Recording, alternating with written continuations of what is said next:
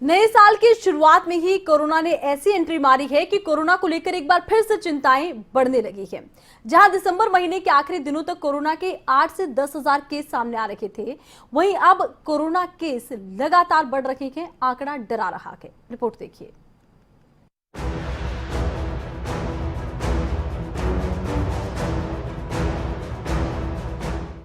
साल 2022 की शुरुआत पहले तो कोरोना डबल अटैक और फिर ट्रिपल अटैक से हुई है। कोरोना के मामलों में तेजी से आते उछाल देख ऐसा लग रहा है कि मानो हमें नए साल में कोरोना के बढ़ते केस तोहफे के रूप में मिल रही है। क्योंकि दिसंबर महीने के आखिरी दिनों तक जो आंकड़े 8 से 10 हजार तक हुआ करते थे, अब वही आंकड़ा 30 हजार पार हो चुका है।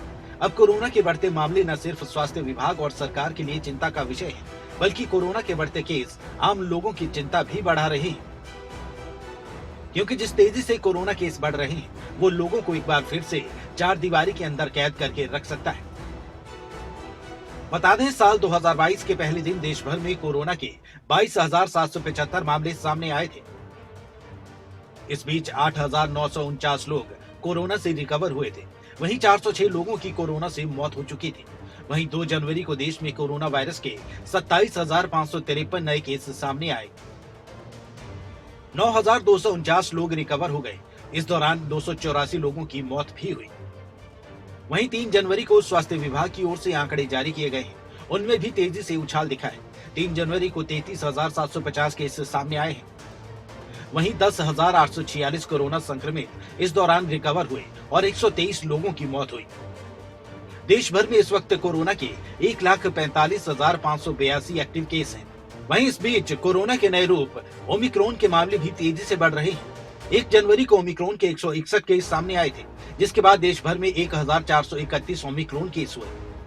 वहीं 2 जनवरी को ओमिक्रॉन के 94 केस सामने आए, जिन्हें मिलाकर 1,525 ओमिक्रॉन केस हो गए। वहीं 3 जनवरी को ओमिक्रॉन के मामलों में तेजी से उछाल देखने को मिला। 3 जनवरी को ओमिक्रॉन के 175 केस सामने आए, जिसके बाद ओमिक्रॉन संक्रमितों का कुल आंकड़ा 1700 हो गया।